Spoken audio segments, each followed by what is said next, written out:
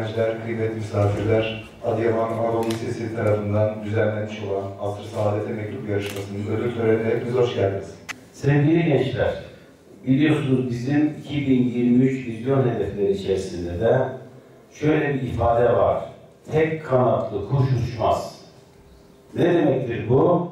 Yani bir kanadımızda akademik bilgiyle taşlandırılmış bir nesil, diğer kanadında da milli, manevi, ahlaki ve dini değerlerine sahip bir neslin olması gerekiyor.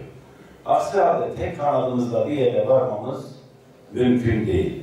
Hem biz ülkemizi seveceğiz, vatanımızı seveceğiz, bayrağımızı seveceğiz, değerlerimizi seveceğiz, onları içselleştireceğiz. Hem de bunları akademik başarılarla taşlandırmış olacağız.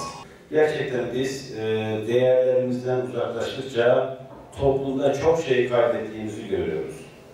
Örneğin şu anda toplumda öyle bir güvensizlik ortamı hakim olmuş ki kimse kimseye arkadaşlar bir şeyine emanet edip güvenemiyor. Çünkü bunun karşılığı yok. Bizim yani sizin yıllarınızda ben şunu net olarak söyleyebilirim. İnsanlar birbirine evlerini satardı, bahçelerini satardı. Sadece 2 kişi veya 3 kişi arasında bir şahidin huzurunda bu almış satılırdı. Alan da satan da bu sözünden tekrar milyonlar bile kazansaydı caymazdı. Ancak öyle bir hale geldi ki bakın senetler sahte çıkıyor, çekler karşılıksız çıkıyor. İnsanlar yolda düşeni elinden tutup kaldırıp kenara bile koymuyor. Gerçekten de son derece zor bir dönemde genç oldunuz. Sıkıntılı bir dönemde efendim yaşarsınız. Gerçekten burada da işte Asr-ı Saadet'e mektup böyle bir vesileyle bir araya gelmemiz de diğer bir yönden de ümit verici, umut verici. Zor bir zamandan, zor bir ortamdan geçiyoruz. Sıkıntılı dönemler yaşıyoruz. Her konuda. Ama inşallah bu yazdığınız Asr-ı Saadet'e mektuplar gibi bir elinizi Kur'an'dan, bir elinizi de Peygamberimiz ve sünnetinden ayırmadığınız vakit zamanın ve zeminin bütün problemlerinin üstesinden gelirsiniz. İnşallah şu hayatı onunla yaşadığınız müddetçe, onunla beraber olduğunuz müddetçe, nasıl Asr-ı Saadet'te onunla beraber olanlar 23 senede dünyayı değiştirdiyse, biz de onunla beraber olursak, biz de bir şeyleri başarırız ve beceririz. Bakın, asırlar geçmiş, işte 14 asır geçmiş, biz hala Peygamberimize mektup yazıyoruz. Biz hala Peygamberimize salatu selamlar okuyoruz. Biz asla bugüne kadar unutmadık, bugünden de kıyamete kadar Peygamberimizi unutmuyoruz, unutmayacağız. Niye? Minel kalbi ilel kalbi sebila. Kalpten kalbe giden bir yol vardır. Asırlar geçmesine rağmen biz onu seviyoruz.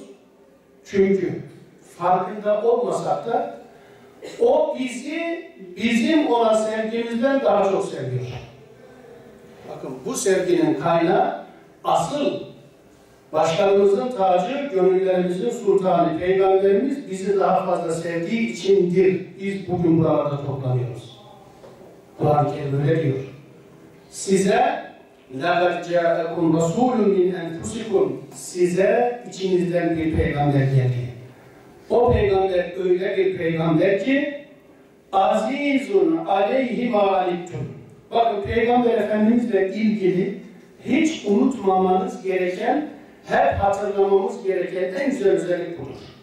Ve her birimizin de böyle olması gerekir. Bakın Peygamberimizin özelliği, Kur'an söylüyor bunu. Neymiş? Öyle bir peygamber ki azizun aleyhi ma'alittum. Sizin sıkıntıya düşmeniz kendisine ağır gelen peygamber. Ne demek? Siz ağlayınca sizden daha çok ağlayan peygamber. Hayatını okuduğumuz zaman öyle değil mi? Peygamberimizin bu ayetin manasından da en güzel tarifi Peygamberimiz kendisi için değil, başkaları için yaşayan insan. İşte onun için tek başına geldi, 23 senede dünyayı değiştirdi, kıyamete kadar da değiştirmeye devam ediyor.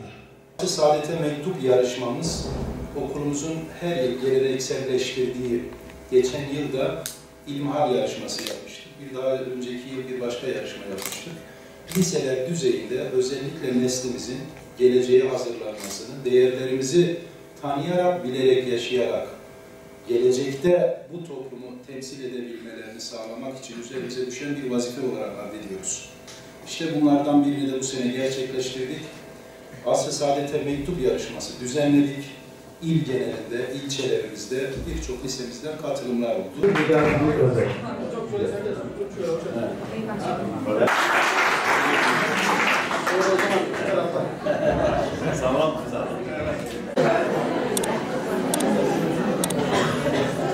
Size